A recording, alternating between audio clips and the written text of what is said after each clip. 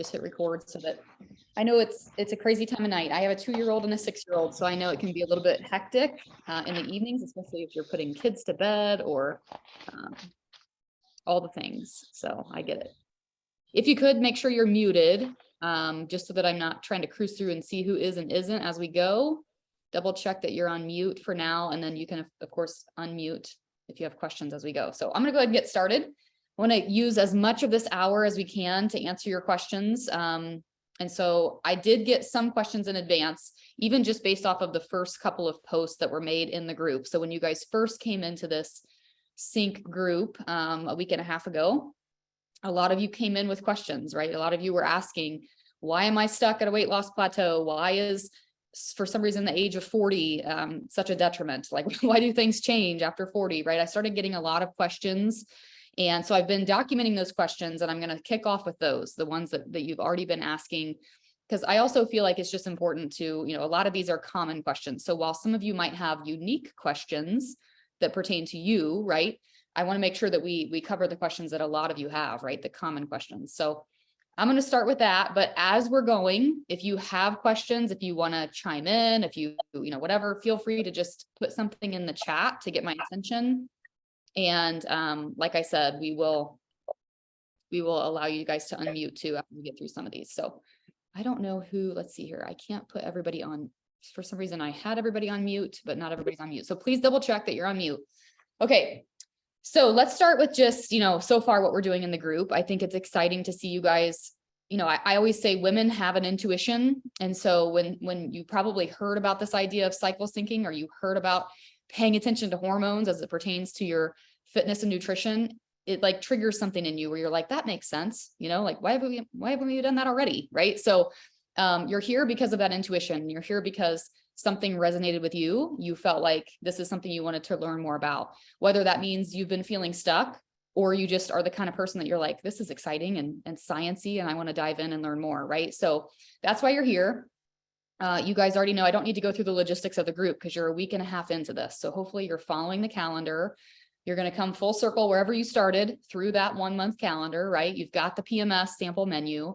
This whole group, the whole idea was to give you guys sort of a taste of cycle syncing and to scratch the surface on hormone health and just bringing it to everybody's attention, right? Like, this is a conversation that we need to have. Women are not talking about, we don't talk about our periods. We don't talk about menstrual health. We don't talk about this kind of thing in day-to-day life necessarily. So this is a cool group, I think, because we're able to kind of, I always say women should become vulnerable in the service of other women. That doesn't mean that we necessarily have to like bawl our eyes out with our life story, but it does mean that we can come together and say, hey, like, we all have this experience. Like, why not figure this out together? Right. So I've been excited for this. This is something that I dove into for myself, unfortunately, in my 20s. So you guys probably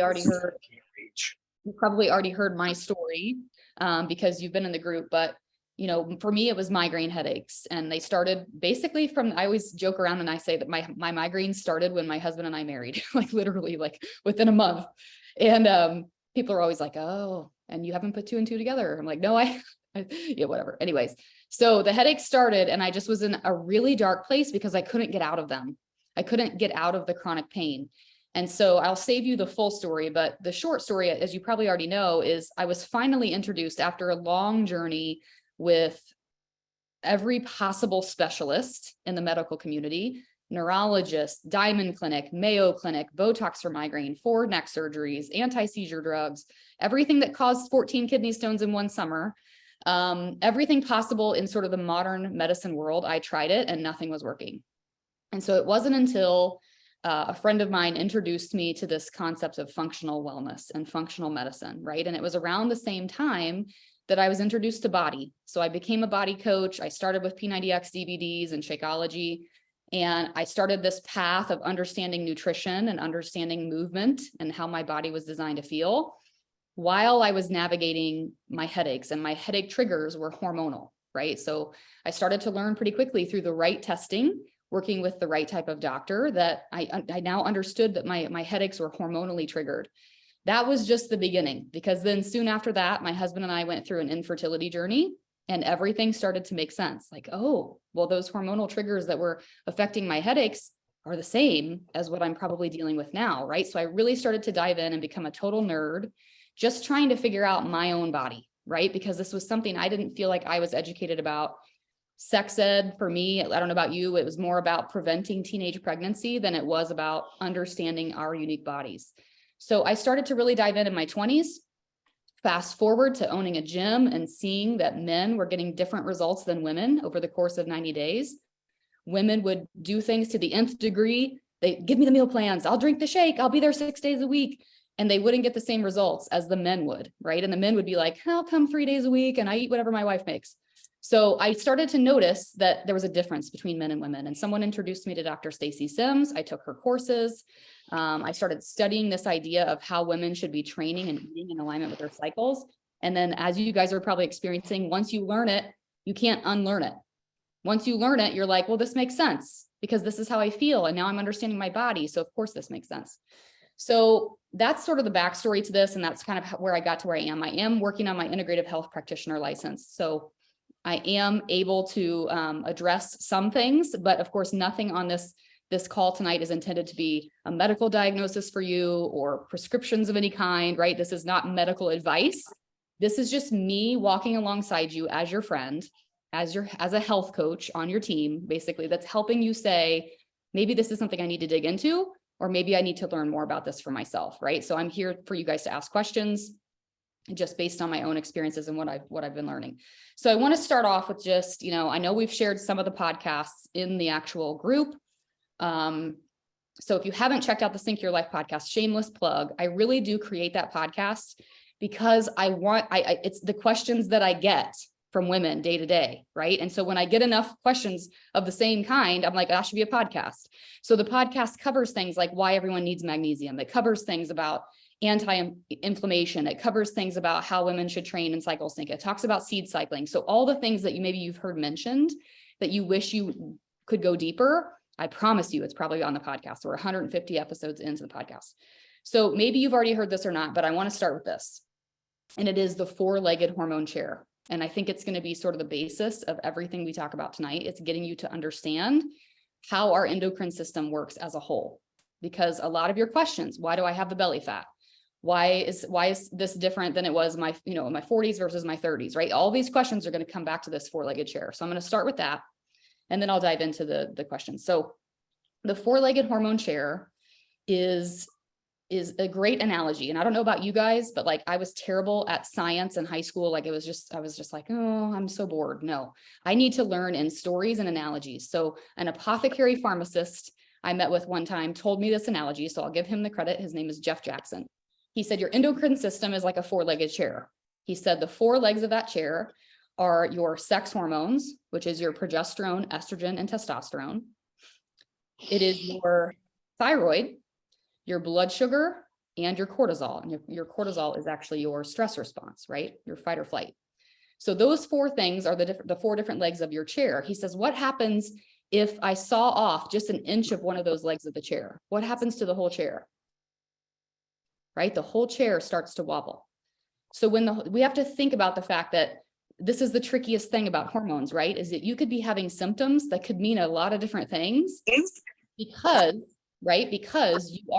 it's essentially your body is that chair. So it could be causing a whole imbalance in your entire endocrine system.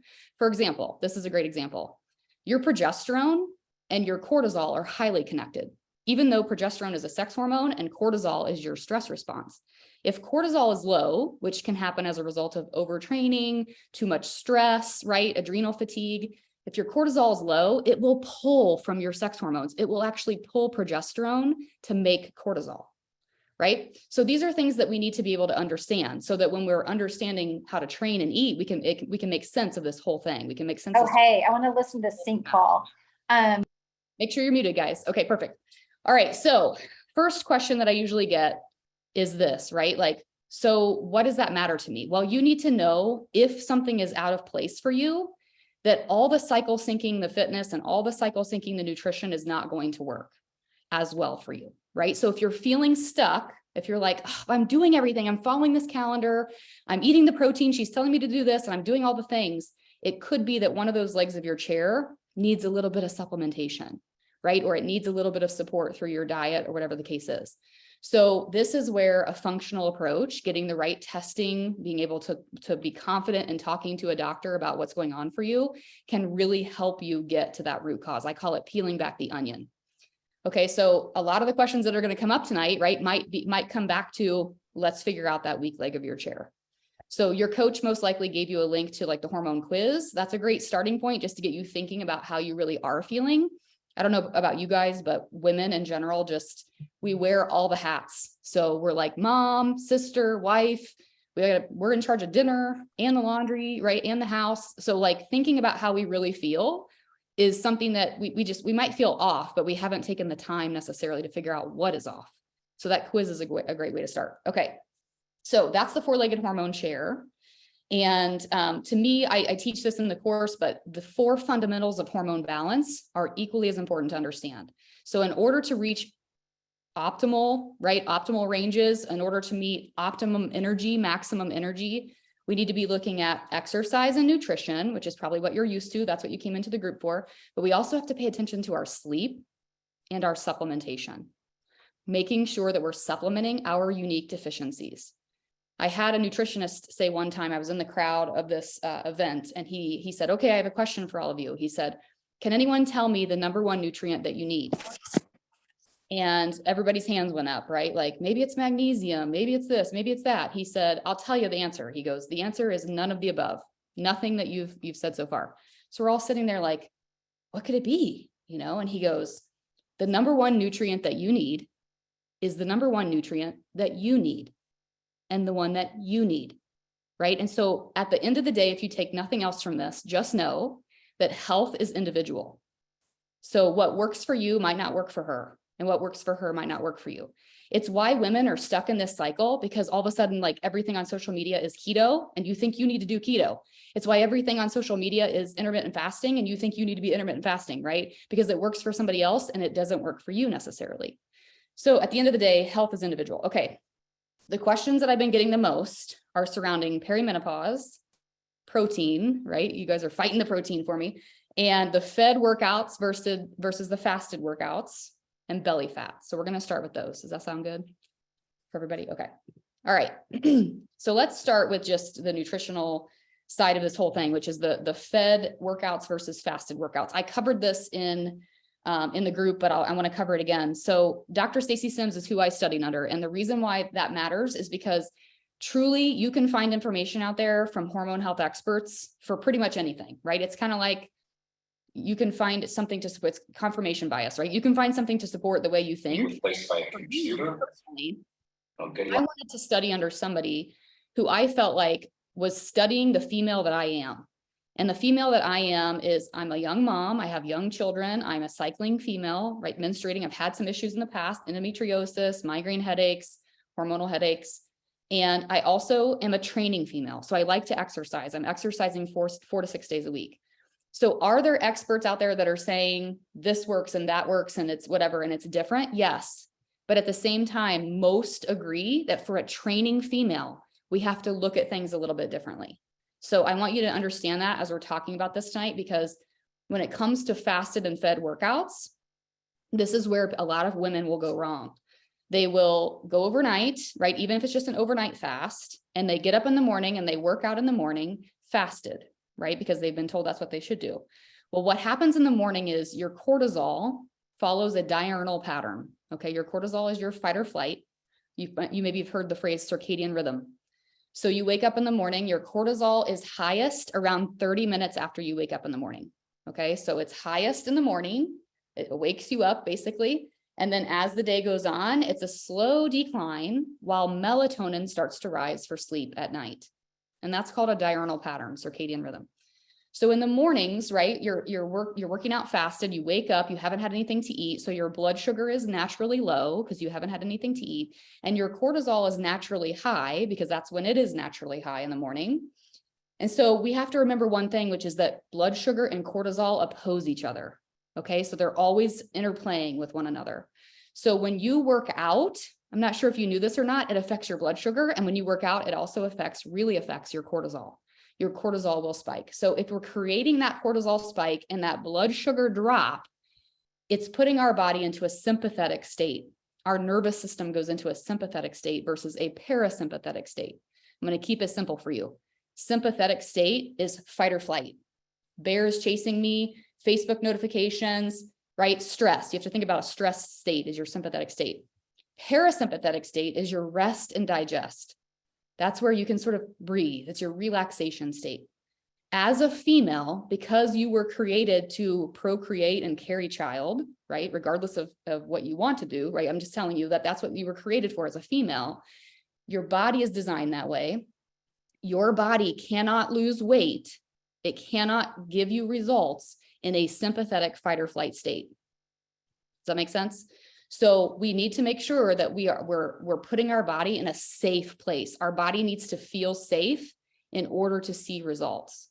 So when you're doing those workouts fasted, you could essentially be working against your physiology because you're putting your body into that sympathetic state. It's affecting your blood sugar. It's affecting your cortisol, right? And then you're most women are struggling with blood sugar instability throughout the day anyway. So that's the first thing that I want to say about fed versus fasted workouts. Dr. Sims has a book called Roar. She goes into a lot more detail, but she recommends 10 to 15 grams of protein before you work out. That's why I suggest the Beach Bar. Some people say, oh, I can't do solid food. Okay, you can do a shake, like whatever. You're going to have to play with it for yourself, right? Everybody's different. Some people do gluten-free toast with almond butter. Some people do a shake, like everybody's different, but something really small can make all the difference because it can stabilize that blood sugar, which puts your body into safety zone and ready for that workout. Okay, so that's the first question. The second question has to do, and we'll go right to this because I think it's important, is belly fat. This is connected to that. So most women will say, why do I have all this belly fat? Like I do all the things, right? I can't get rid of the belly fat, or maybe the belly fat seems to be worsening during perimenopause and that sort of thing. Well, we know that there are different body types. There are different ways that women will carry their weight that can indicate what type of hormone imbalance is at play. For example, women who are dealing with estrogen dominance, which tends to be my problem. I'm a low progesterone girl, high estrogen girl. So I tend to carry my weight as an estrogen dominance girl in my hips and thighs. So my hips and thighs tend to be where I carry my weight if I'm going to carry my weight. But for the belly, that's almost always connected to your blood sugar, almost always.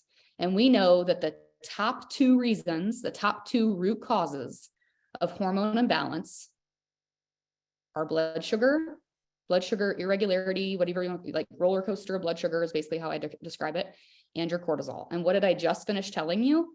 That your blood sugar and your cortisol oppose each other and that they're always at play. So your stress can be affecting your blood sugar, or perhaps lack of eating enough protein. That tends to be common for training women. That blood sugar roller coaster throughout the day can cause stress on the body, right? There's the same thing, same idea. So this plays well into that other question you had for me, which is protein, because protein is a natural way of stabilizing that blood sugar. Okay. And we have a lot of recent research. Dr. Gabrielle Lyon is who I would point you in the direction of. She's got she's done some interviews on podcasts. She's very well spoken in the space of protein and muscle being the main factor for longevity. And she agrees with Sims, right? That we should be consuming 1 gram of protein per pound of body weight. So the reason for that has to do with that blood sugar stabilization, getting your body into a safe place, getting it into that parasympathetic rest and digest mode. Okay. So if you're carrying weight in your belly, I'm not here to say that it's definitely this. I'm just here to tell you that in most cases, blood sugar is definitely at play. Now, there are some women who are in this group who have recently taken my course, my cert, all that stuff, and they're increasing their protein and they're already telling me that they feel more energy. They're not crashing throughout the day, right? They're not noticing those, like they don't need the coffee in the afternoon because their body's actually satiated. Protein is going to satiate you, just like healthy fat is going to satiate you. And if no one's ever taught you this, I know it was new to me years ago, your hormones come from cholesterol. So we tend to put this bad stigma on fat, right? Like fat is bad, avoid fat, low fat. Guess what? Your healthy hormones come from fat, right? And I'm not talking about dairy or seed oils or those types of things, which tend to be inflammatory. I'm talking about avocado, right? Hummus, olive oil, coconut oil, all that kind of stuff. So I say that because, society tells us one thing: low carb, low fat, low sugar, right? But in reality, we need all three macronutrients. We need protein, carbs, and fat. And the one thing that most women are not getting are micronutrients. And micronutrients come from our fruits and vegetables. They're these little tiny, you can think of them as literally little tiny minerals and vitamins that play a huge role in your overall energy, right? And that's why, like, as an integrative practitioner, one of the first things I'll be doing with people is micronutrient testing to see what micronutrients are they missing. Because if you're missing something, because what did I say before, right? The nutrient you need is the nutrient that your body needs. It's that void. Okay. So I think that answers the question on belly fat. Belly fat tends to be related to blood sugar and or adrenals, right? Because they play together, stress and blood sugar. And the protein thing, I know it's hard to think about because maybe you've come from a background where you're using the portion containers, right? And you're like, this is so much more protein than I was on before, and I feel so full, right? That was me when I first increased my protein. I went to my functional doctor and I was like, I increased my protein to what they say I should do, and I'm so full. And she said, well, are you having trouble digesting the protein? I said, I don't know. I just feel so freaking full all the time. She said, okay, well, we need to really think about your protein to fiber ratio. And that's what I want to talk to you guys about here. Your fiber matters as much as your protein. So 25 to 30 grams of fiber will help move that protein through your body. Most women struggle with things like constipation, digestive issues. We see that commonly. And so making sure that you're getting enough fiber in addition to your protein. So somebody said to me recently, like, thank you for the permission to eat 3 eggs at breakfast, right? Like, you can have the 3 eggs, but maybe add some veggies in there too for the fiber, right? Try to get them in together. So we want to be focusing on protein. We want to be upping our healthy fats just a little bit. And of course, I'm going to say, get rid of the refined sugar, the processed foods, all that kind of stuff too. And then last but not least, before I stop talking, because I'm talking too much already, is perimenopause. Okay. This is when women will say to me, I turned 40 and all of a sudden everything I used to do isn't working anymore. I'm 39. This started happening for me a couple years ago. And I remember telling my husband, I'm like, I don't know what's going on, but like something's weird. Like something's weird. The training is no longer working the same way. I feel weird. Like I just could feel off. Right. And so what happens is this, and I was going to try to find a diagram for you and I couldn't find one that I liked. So I'll just use my hands. So in perimenopause is up to a decade before menopause. Okay. So I've seen some people in the group that are like, I'm 52. I think I might be in perimenopause. I can almost assure you, you're at least in perimenopause, right? Because it lasts 8 to 10 years. And so you don't have to have testing necessarily to tell you that you are or aren't, just being aware that this is happening, right? So a lot of people think of menopause as being just, that's the end, right? So let me define menopause for you. Menopause has officially happened for you. It's a moment in time. It's a moment in time. It's one moment in time. People think I've been in menopause for 5 years. No, you were in menopause 5 years ago. You hit menopause 5 years ago. It was one time. So menopause is a blip in time, and it's 12 months from your last period. When that's happened, you can say, I am post-menopause, right? So before that, this 8 to 10 year period of time is perimenopause. And actually what happens before you have that drastic drop in estrogen at menopause is your progesterone starts to decline first. And this is the education that most women don't get, and instead are told things like, I don't know why you're seeing a lack of results. Everything is normal in your lab work. And FYI, like, you should just work harder and eat less, right? It is all wrong. And here's why: because your progesterone starts to decline. So here's your estrogen, right? Let's say from the time you start your period in your teen years or whatever, all the way through your 30s, right? Your estrogen's kind of here. When you hit perimenopause, the estrogen stays there. Nothing changes with the estrogen until menopause. So estrogen stays there, and your progesterone, which is kind of cruising along here, all of a sudden in perimenopause, it starts to decline first. So what is progesterone? I call it your superpower hormone. Progesterone is your female fertility hormone. It's what protects a pregnancy, if there is a pregnancy. It comes into play every month after every ovulation, whether you're pregnant or not, because your body gets the sign that a follicle is there and it produces progesterone. It comes from the ovaries. Well, during perimenopause, progesterone starts to decline. Why? because the ovaries start to say, okay, this has been real, but we're done. Like, we're just going to say we're going to give you a good warning. So here's our warning. We're just saying a long, slow farewell, right? Picture the cruise ship leaving the dock, right? And so they start to peace out.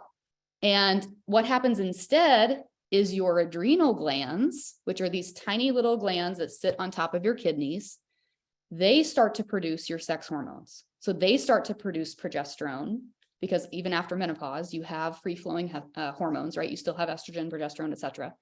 So your adrenal glands start to produce that progesterone. So here's the kicker. Does anybody know what the adrenal glands are responsible for? Why they even exist besides this? The adrenal glands are what produces your cortisol. So your cortisol, remember, is your fight or flight. It is your stress response hormone.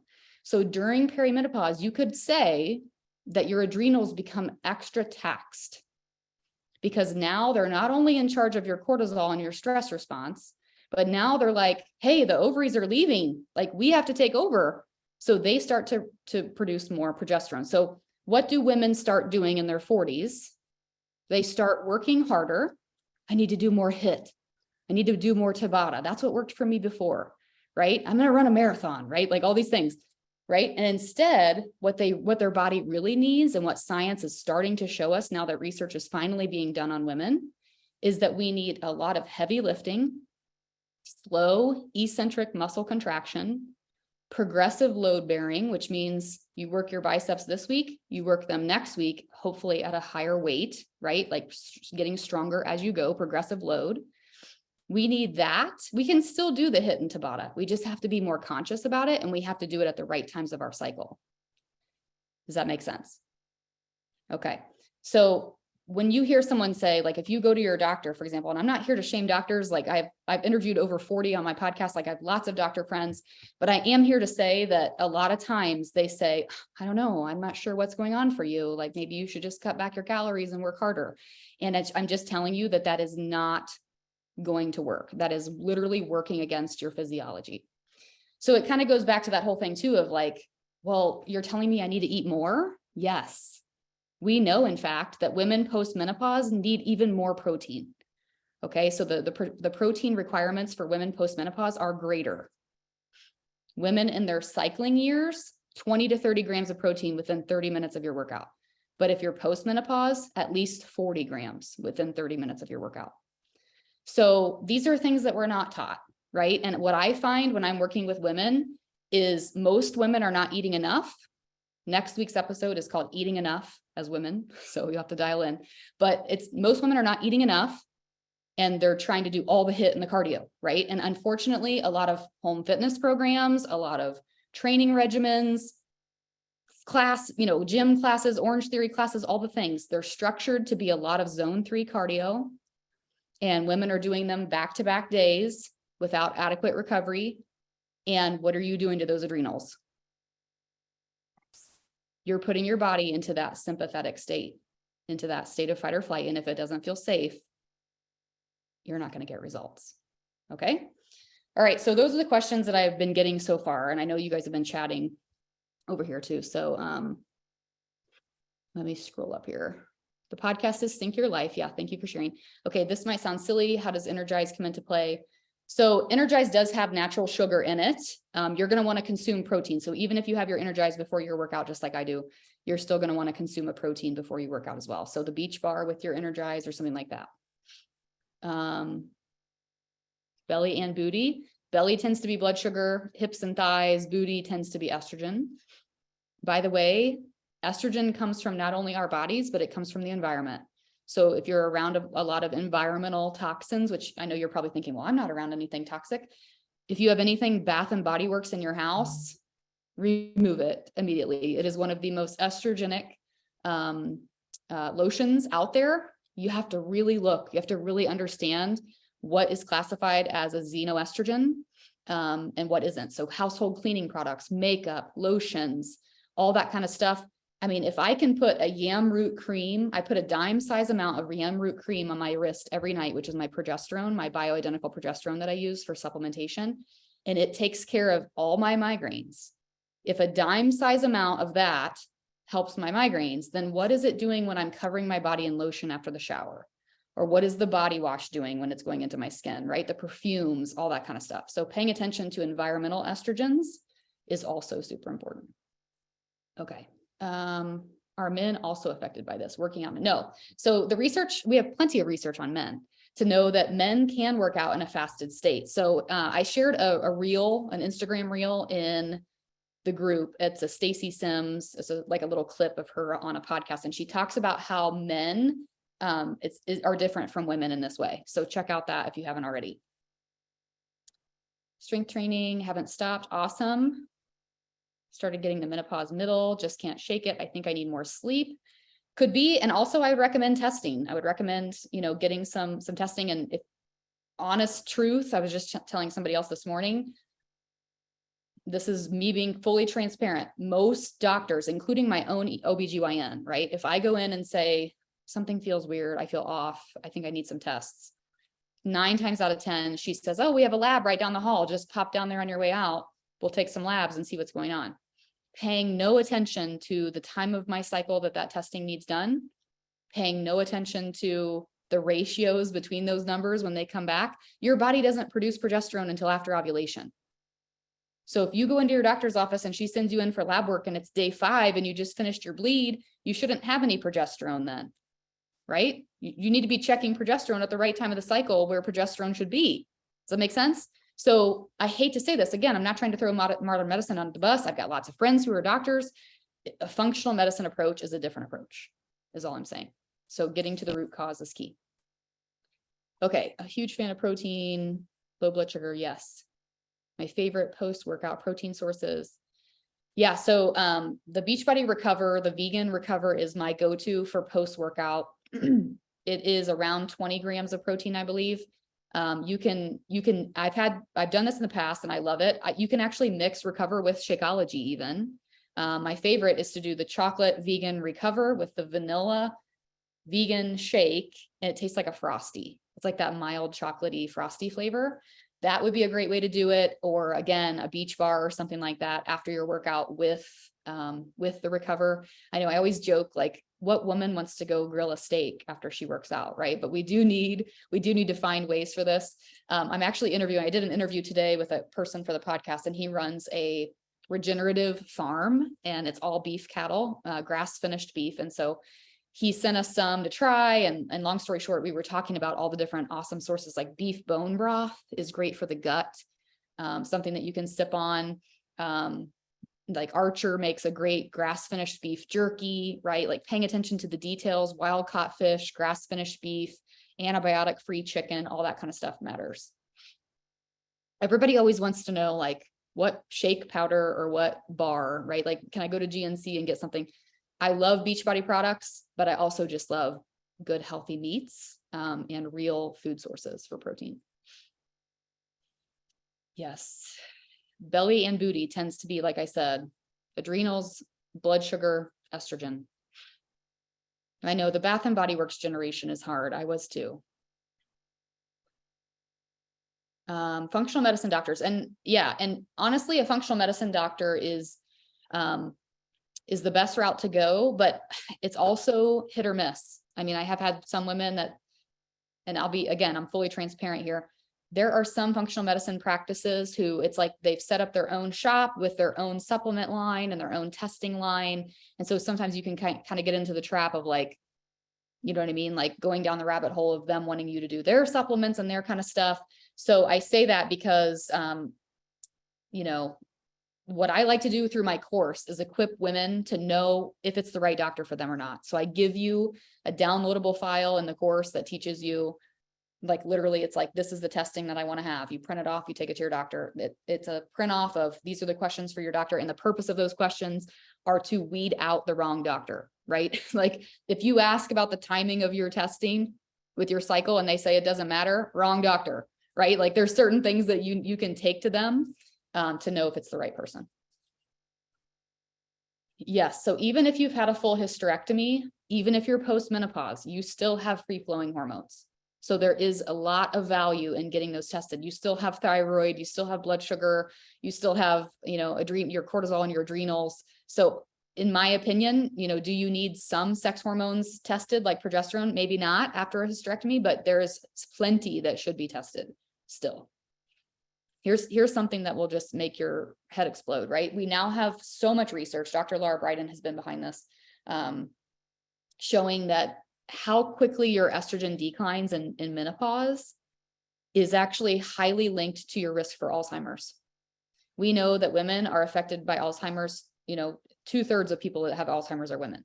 And so they're starting to make some pretty big connections between estrogen and how quickly that estrogen declines. And I'll tell you what, like since I launched my course, since I started working in this space, so many women come to me and they're like, I wish you could help me, but I've already been through menopause, right? Or, oh, I can't do that cycle syncing thing because I'm in menopause. And I'm like, no, like you still need this. You still need testing. You still need to know what's going on in your body, perhaps even supplementation, right? There's a friend of mine who's going through the sync certification right now. She had a hysterectomy and her doctor she was having some symptoms and her doctor finally just put her on bioidentical hormone replacement. And she's like a totally different person. So you still need the right doctor in your corner, the right testing, all the stuff. Okay. Postmenopause, total estrogen low, alternatives. So, I endorse bioidentical hormone replacement therapy. I teach about it in the course. Totally different than synthetic. So I'm very anti-synthetic hormone, mostly because we don't have a lot of research on what synthetic hormones really do and the risks associated. I've been using bioidentical hormone replacement therapy for progesterone since I was 27, and it's been game-changing for me. Yes, I'm a fan of BioHRT. Oh gosh. Doctor says get used to it. No, doctor. Greek yogurt. Yeah, if you can tolerate dairy, Greek yogurt's a great option. What type of doctor do you go to for testing? Yeah, we mentioned the functional medicine doctor. There's Protein and Recover, up to 20 grams of Protein and Recover. And the most important thing about Recover is that it has L-leucine, which Dr. Stacy Sims is a huge fan of for muscle recovery. Chocolate vegan. So, I mean, here's what I know. I know that most women can't tolerate whey very well. But if you don't see any digestive upset or any issues with whey, I think that's fine. I mean, some women can, most women can't. It's just kind of, everybody's unique. Never had a consistent period. Pill is my, okay. Should I try this sync to the moon concept? Yeah. So if you're on the pill, your only option really is to sync with the moon. Yes. So what happens during, for oral contraceptives actually suppress the FSH. So as your follicle is sort of in production, right? It's en route, instead of ovulating your oral contraceptives, the synthetic hormone is actually suppressing that from happening. So it's suppressing ovulation from happening. So if you were to go to Google right now and search, female menstrual cycle chart, you would see where the first part of your cycle, everything is kind of low, estrogen starts to rise. And then, like I said before, there's this really sharp surge, FSH, LH, estrogen, progesterone, everything spikes for ovulation, right? So, and then in the second half of our cycle, the spike kind of comes down and progesterone starts to rise. We're in a progesterone catabolic state in the second half of our cycle. So as someone who's on oral contraceptives, on synthetic hormone, or postmenopause, you don't have those highs and lows to leverage, right? You can't say like, oh, I can train this way, because there are no ups and downs. Does that make sense? So you're kind of just in this constant flatline state of hormones. By the way, that's also why a lot of women who are on oral contraceptives they feel low mood, even libido can be affected, right? Because you're not having those highs and lows. So there's nothing wrong with that, right? Like everybody has their own choice, totally cool. But the only option for you as far as cycle syncing would be to follow the moon, which is a serotonin and melatonin energy connection. Yeah, good plant proteins. If you can find good quality, like non-GMO, tofu, tempeh, chickpeas, there are, peanut butter has some, but it's actually more of a fat than it is a protein. There's, what else am I thinking of? There's this awesome like dried chickpea snacks. I'm a huge fan of those too. Those are yummy. The vegan Shakeology. Yeah. I mean, lots of good stuff. Hot flashes are a common symptom, but not necessarily normal. You can ask your doctor about black cohosh. It's used in sort of the naturopathic realm. Anxiety. So I'm not going to comment on any like pharmaceuticals just because it's not in my wheelhouse of knowledge, but I can tell you this, that right now I'm going through my integrative health practitioner license. I just finished an entire module on anxiety and how anxiety is coming from somewhere.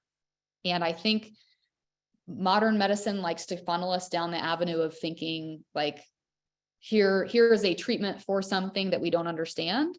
Whereas sometimes functional medicine approach has a different vibe. It's just more like, okay, well, this is coming from somewhere. Where's it coming from? Does that make sense? So I would just encourage you like to, I'll give you my own personal story. I've had two different times in my life, my 20s and in 2017, in my 30s, when I was having the headaches and anxiety. And I am obviously like a type A personality, but this was like crazy town. I couldn't get in my car. I couldn't drive on the interstate. Like I felt like I was going to have an anxiety attack. I literally felt like I couldn't breathe. I don't know if you guys have watched This Is Us, but like Randall, when he's like in the corner, like frozen, like that was me. I had so many different occasions of this happening. And I went to my OBGYN, I went to my doctor, I'm like, something's wrong. The first thing that they wanted to do was like put me on medication, which is a totally reasonable thing in some cases. But my functional medicine doctor said, well, there has to be a reason, right? There has to be a reason. So we started digging. I did all types of lab work. By the way, blood work is not always accurate, super accurate when it comes to hormones. Saliva and urine is much more effective. So she did all this testing with me. And we found in both cases, once in my 20s, that my progesterone was, she's like, this could be it, because progesterone is your calming hormone. I don't know if you guys have dialed into your cycle well enough to know yet, but right after ovulation, progesterone kicks in and we have this sense of calm for the usually if everything's in balance, we feel a sense of calm in the second half of our cycle. You might feel like everything that bothered you about like your husband in the first half of the cycle now doesn't bother you anymore, right? Like you might find that in the first half of your cycle, you're like, the house has to be clean. When estrogen's in control, and then when progesterone's in control, you're like, I can clean it tomorrow, right? Like that's how progesterone is. It is a calming hormone. So for me personally, both situations, when I experienced the anxiety, by increasing that progesterone cream, by using vitamin C to naturally boost progesterone, by focusing on seed cycling and all the different things that I knew about for progesterone, I was actually able to get rid of that anxiety because I was getting to the root of what was going on for me. So I'm not saying that that's what's at play for you, but I am saying that having the right type of testing on your hormones, whether it can be cortisol too. If your cortisol's in the tank, you can be dealing with anxiety. If your cortisol's through the roof, right? Coming back to what we said earlier, that's the hard thing about hormones. You can have symptoms and it could be high or low. The same symptom can be high or low. So having things tested and getting that under your belt can be a game changer for sure. I would also encourage you, and this is not medical advice, but I would ask your doctor about something called L-theanine. L-theanine can come in a dropper. It increases GABA waves in the brain, which is your feel-good hormone, your feel-good vibes of your brain. So by naturally increasing GABA, a lot of times we can offset things like anxiety. Functional medicine doctors covered by insurance. Some are, it's really just a matter of research, like on your part, right? Some of them do like the health savings accounts. Some of them are covered by insurance. Some of them aren't. Yeah. So that's different for each one. I have an interview. So I have something called a virtual summit that has an interview on there. And I think it's on the podcast as well with Dr. Calvin Ng, NG. His last name is just 2 letters, NG. And he talks a lot about like this whole idea. It's kind of like the same idea as like fitness and nutrition, right? Which you guys are embracing, right? You do that, you focus on eating clean and exercising because you're being proactive in your health, as opposed to being like, oh no, I'm sick. What do I do now? That's the difference between like functional medicine. And I understand it can be hard because it's a different philosophy. Sometimes it's not covered by insurance. So, but it's the same idea, right? Like this is something that you're doing proactively so that you don't have to pay for it later. So that's the way I think about it.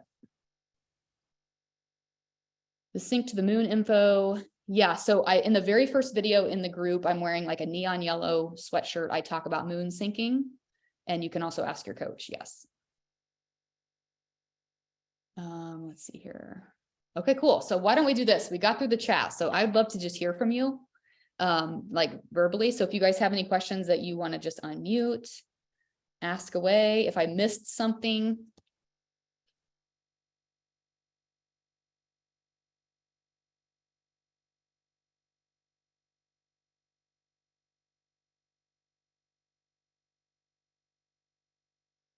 Hey Jenny, this is Kara. I saw somebody just put in the comments about First Thing. Would you be able to talk more about that if you know like how that supports hormone health for women? Yeah, I mean, I use First Thing every morning. I don't know if I know enough necessarily about like its effects on women's hormone health. I do know that L-theanine is involved in First Thing and Last Thing. I like the way that Last Thing is developed for sleep. It's not a melatonin crutch, which you can find a lot of times people will say like, there's, some people say go on melatonin. Some people say don't, you'll become reliant on melatonin.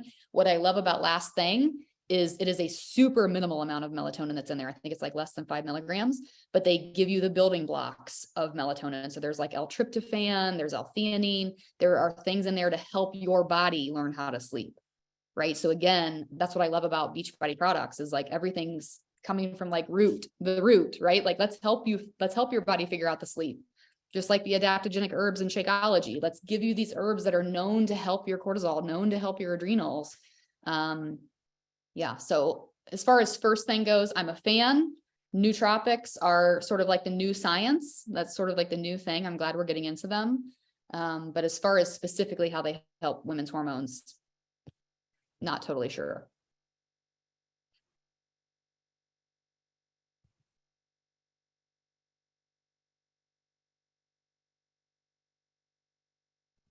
Don't be afraid. Hey, Jenny, I'll ask something. Sure, yeah. Okay, so can we talk post-menopause for a second? Yes. Okay. Absolutely. Okay, cool. So I guess I'm following this calendar for Yep. our workouts. I'm not finding it like crazy difficult. I did notice that there's only 3 days technically off. Mhm. So for me, that's a little bit of a change. I prefer to take a day or so off during the week.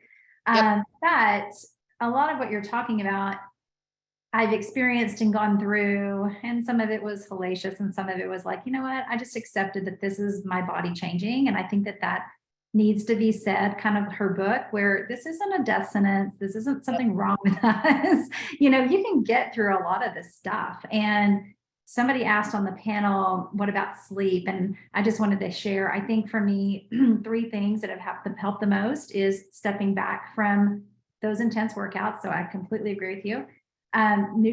Sleep patterns became essential. And I had to communicate to my family, like, I don't like sleeping. I don't love napping. I'm not a sleeper, but we all need it. And I had to recognize that my body needed it. And then nutrition, the least amount of junk we can put in it, the night sweats dissipate. Like not everybody gets them. I think that's a product, personally, I think it's a product of our habits, so much more so than just our hormones being out of whack. So I may be totally off on that, but my experience was when I would have sugar or alcohol just on the one off, and I'm a pretty good eater, I can guarantee you that night it is not going to be great, right? And Renee's shaking her head. So I think that hopefully the younger people or people that are in perimenopause, they understand that your body is doing this thing and you're supposed to go through this. And I was not wanting to go through it. I was quite fearful of it. And I finally had a female doctor, which I did leave because she proposed something that did not work.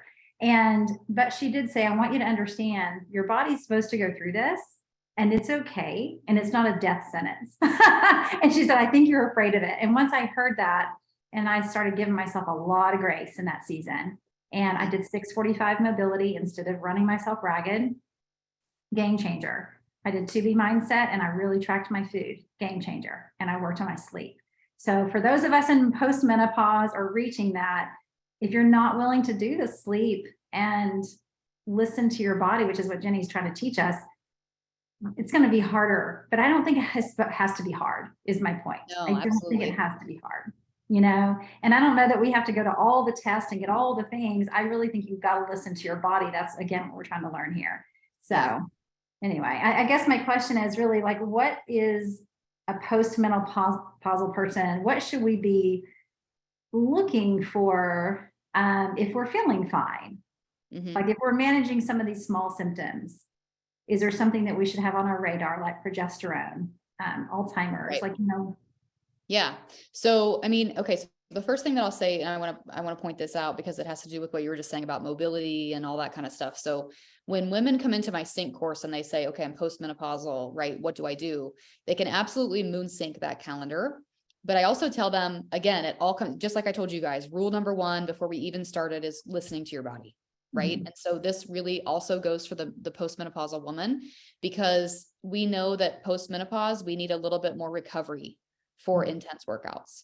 And so I tell people, you know, if you're used to like higher intensity exercise and you follow this first month calendar to the moon and you feel great, like great, listen to your body. That sounds awesome, right? But if you go through it, and some people will say like, "Oh, I feel really tired midweek," right? These postmenopausal women will say that. And I say, great, Sims and people who are in this space say women need to focus more on recovery. So it's okay to do 2 to 3 higher intensity days followed by a rest day. Mm. And so that's sort of the parameter that I tell menopausal women, right? Like you can moon sync.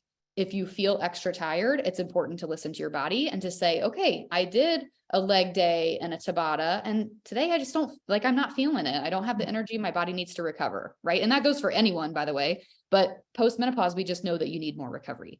So as far as like, I agree with you that we don't need all the testing. And sometimes I tell people like, it doesn't need to be the first thing that you run out and do. Right. But it is the first thing that I endorse that people do if they feel off, that I feel like they need a functional practitioner. They need to get to the root of what's going on, because a lot of women will say, whether it's because they can't afford it or whatever, they say, I don't want to do the testing. I just want to do the cycle syncing. And a lot of times they'll do that for 2-3 months. Right. And maybe they feel a little bit better, but they still have that off feeling. And so really, it's like I said before, you can't cycle sync your way to like maximum energy if there's an imbalance. Right. And so that's why that's a part of my course. That's why, I mean, it's part of my own story. And so anyways, but yes, as far as what you're asking, so there are, you know, 2 different ways of looking at labs, so to speak, right? There's sort of what I'll say is traditionally the modern medicine way, which is comparing your number to the normal ranges. And I like to tell women, normal ranges are established by the total pool of people having that test. So that's healthy people and unhealthy people, right? That's why if you actually were to take time and not look at your numbers, like the next time you pull up your labs, don't look at your numbers, look at the ranges, and you'll see where it's like the range is like 0 to 500, right? Like it's a pretty big range. So that's because it's the total pool of people having the test. So most likely a lot of things are going to be in that normal range because it's average, right? I don't know about you though. I don't want to be average. Like I want to be optimal. And so my token phrase is normal is not optimal. Normal is not optimal. And so you need to be, that's why, you know, having the right practitioner to say, hey, what's optimal? Like if it's 0 to 500 is normal, what should I be? And to have a doctor say 200 is where I like to see my patients. That's the right doctor for you. Right. And so that would be the first thing is, you know, I could give you parameters, but I really think that the best thing is to have somebody in your corner that you can say, I want to make sure that everything I have going on is in the optimal ranges. So, you know, there's optimal ranges for thyroid. By the way, most doctors check just your TSH. And if your TSH is in the normal range, they say, and I literally just talked to somebody today that had this experience. Almost every day I hear somebody say, well, my TSH was normal, so they don't want to dig any deeper. A functional doctor will look at a lot more. They'll look at your thyroid antibodies. They'll look at your T3, T4. There's a lot more things that they'll look at. Your blood sugar, right? Like we want to look at your fasting A1C. We want to look at your glucose, your insulin. We want to see all that stuff. So that goes for pre and post menopause. And of course, like I said before, your cortisol, and cortisol is, it's best tested through the saliva. This is funny because my doctor has sent me in for 2 different salivary panels for my cortisol. Both times the lab messed it up because they literally never do it. Like literally, like this is not a test that's prescribed by doctors. So saliva is going to be the best way to look at your cortisol, and not just one collection. Because remember what we talked about at the beginning, we talked about the diurnal pattern, right? We want to be able to see that it's high in the morning and low at night. So what does that mean? We need to have more than one collection. We need to have a whole 24-hour look at your cortisol. So, sex hormone like progesterone, which is your fertility hormone, right? It should be low for you as postmenopause because you're no longer fertile, right? So I wouldn't be concerned about progesterone, but you do still have estrogens, testosterone, DHEA, which is sort of like your aging hormone, right? It's a grandmother hormone, pregnenolone. There's all kinds of sex hormones that can be tested, thyroid things that can be tested. All that stuff still is pertinent, even postmenopause. So, yeah. But I think I would go into your doctor and say, okay, I realize that I'm in normal range. What is optimal range? Yeah, for sure. Okay, great. Thank you. Yeah. Okay. Let's see here. Any positive stories on improving fertility through cycle syncing? Okay. So, I do have a couple of podcasts on infertility. I have one on male infertility and a couple on just infertility for women. So check those out for sure. But I would say, I know for me, I did all these things in my 20s during our infertility journey. Like we got up to the point of IVF before we were like, okay, we're backing out. And we backed out. True transparency, we backed out because of my migraines. We didn't know what the IVF would do with my headaches. I remember we were in the appointment and the doctor was like, my husband was having infertility issues. I was having infertility issues. They said our chances were like extremely low using IVF. We didn't know what it was going to do to my headaches. And my husband looked at me and was like, no. So we adopted both of our girls, which is like totally, I love my life. I wouldn't change anything about it. But I've been in your shoes and I know how hard it can be to navigate. But what I know now at 39 that I didn't know then at 27 was I now understand my body. And here's what I mean by that. When I was 27, I went into this fertility doctor and I'm like, I don't know why we're not getting pregnant. Right. And he's like, well, do you ovulate? I was like, I don't know. Like, I thought so. I have a regular cycle. He brings me in for the ultrasounds. They even can see like how many follicles you have, all that kind of stuff, right? Super fancy. And then they tell you when to have sex, and that's awkward and really stressful. And the whole thing was just, I could go on and on, right? I had no idea what my body was doing. And so the beauty in cycle syncing, the beauty in learning your ovulation patterns, charting, like journaling, figuring this out for you is it's going to be enlightening as far as like, you're going to learn so much about your body. What I know about my body at 39 is that I have one ovary that works better than the other. So I started to see these patterns with headaches where they were every other month. And I was like, this is so weird, right? And doctors would be like, well, it's probably not hormonal because it's not every month. And I'm like, well, something's wrong, right? And now I know because I use the saliva scope. I track ovulation for myself. I know what I'm doing because of cycle syncing. So I understand my body better, right? So you're going to understand your body better, which is going to help that process along. I would also just give you the suggestion of, if your spouse or significant other has not been checked, I wasted a good 2 years. Like I had all the surgeries and all the testing before they ever looked at my husband. So definitely have that done as well. Takes two to tango. Okay. Acupuncture. Yes. Acupuncture is amazing. Finding a functional medicine practitioner. I teach this in the course. It's really like, I wish it was easy. I wish it was like, I don't know, just a one-step thing. Referral and word of mouth is usually a great way to go. If you know of anybody, if you're looking for somebody there, I wish there was a way to say like this particular credential is what you're looking for. But in reality, it's really just nuanced. It just depends on individual practitioners and their beliefs and what they've been trained in. Hot flashes on acupuncture. Yes.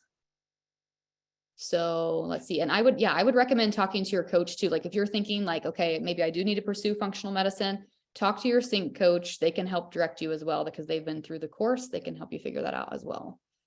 Let's see, positive stories. I think I already did that.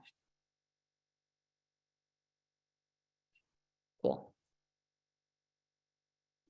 Yeah. So hopefully, if nothing else, you're leaving this with the understanding that health is individual, that each of us are unique, that understanding our own bodies is really what's key, right? And it's funny because I know that we come from the background of like, give me the calendar. I want to check the boxes. I want to follow this thing, right? But like in reality, you know, that very first graphic that I ever shared in the group about you've been following a man's calendar and now it's time to follow your own, right? A lot of the questions that you might be having on really, is it right to rest this day? Or really is that like, once you start dialing into like what's going on with your body, it's going to all make sense and it'll feel right. Right back to that intuition. Awesome. Well, I'm so grateful that you guys took time out of your night to hop on here. If you have any questions as we go, I know we're only like a week and a half into this group. Lots of good stuff coming our way. We're going to do another little Q&A type call on the, I think it's 2 weeks from tonight on the 30th. Same time, 8:30. Yeah.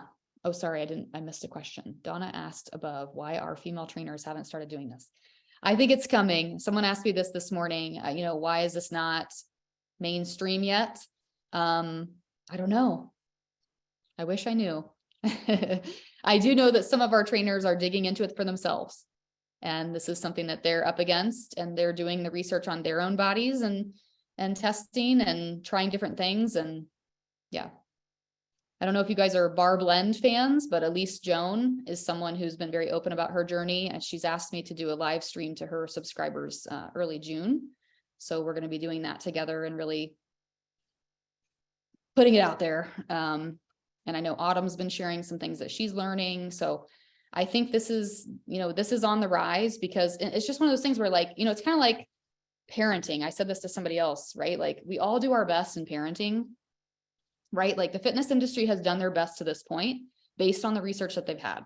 And now it's just like, now there's new research, right? And that's all it is. Like, now it's a matter of, now we learn something new. And like I said before, you can't unlearn what you know now. So this is the transition that we're in, right? And I totally see this being the direction that we're going, paying more attention to female health and ovulation as the 5th vital sign, and understanding menstrual health and how we can really dial into that with our fitness and nutrition. So it's on the rise. I only learned about it, I think, because of my own struggles. And so I think the rest of society is like, oh, this is cool. Like, let's dig into this research. Awesome. Okay, guys. Well, thank you guys so much for hopping on here. I do have the recording. I will post it in the group page tomorrow for anybody who missed, or if you want to listen back to it. If you have any questions for me or for your coach, reach out, and I'll see you in the group. Have a good night. Bye-bye.